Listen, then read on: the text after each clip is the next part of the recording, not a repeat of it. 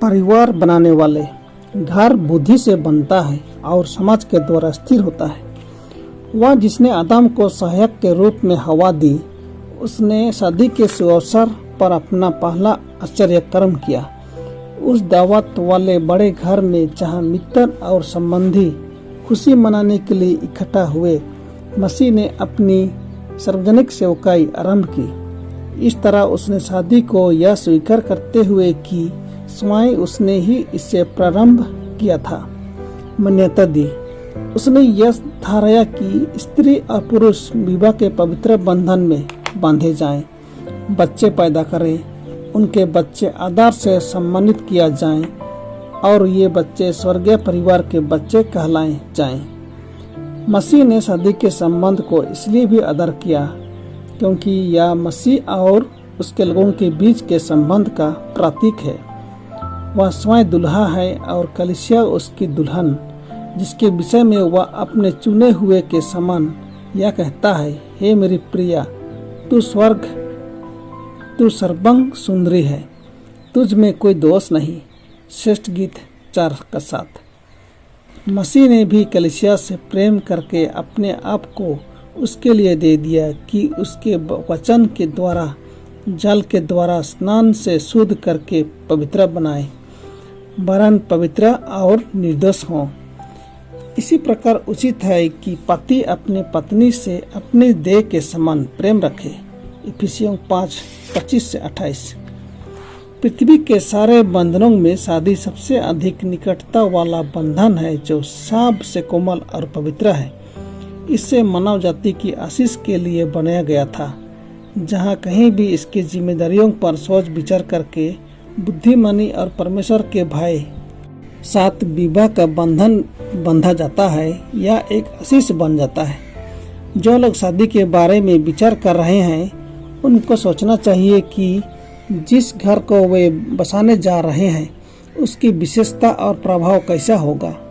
जैसे ही वे माँ बाप बनते हैं, उन्हें एक पवित्र जिम्मेदारी सौंपी जाती है। बहुत हद तक उनके ही ऊपर उनके बच्चों की इस संसार में भलाई और आने वाले संसार में प्रसन्नता निर्भर करती है, और बहुत हद तक वे ही यह निर्धारित करते हैं कि इन बच्चों का नैतिक तथा शारीरिक स्वभाव कैसा रहेगा। और परिवार के चरित्र के ऊपर ही समाज की दशा निर्भर करती है। प्रत्येक परिवार का प्रभाव यह बताएगा कि तराजू ऊपर जाएगा या फिर नीचे आएगा। जीवन साथी का चुनाव बच्चों और माता पिता की शारीरिक, मानसिक और आत्मिक भलाई, जिसमें बच्चों तथा माता पिता दोनों को अपने साथी नागरिकों को आशीषित करने और अपने सृष्टिकर्ता को सम्मानित करने की बातों को ध्यान में रखते हुए करना चाहिए।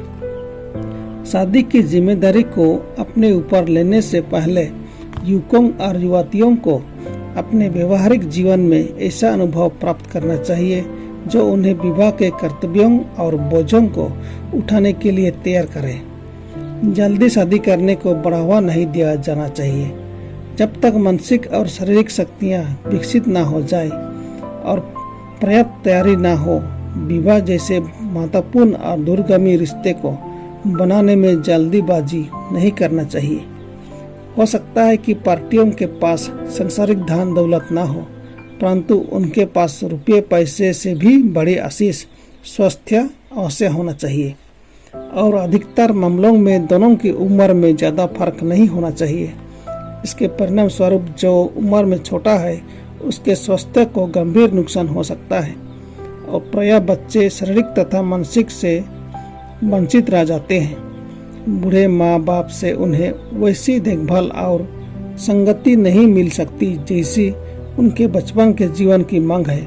और ऐसा भी हो सकता है कि जब उन्हें उनके प्रेम और मार्गदर्शन की अति आवश्यकता है, उनके माँ या बाप में से कोई एक मौत के द्वारा उनसे दूर हो जाए।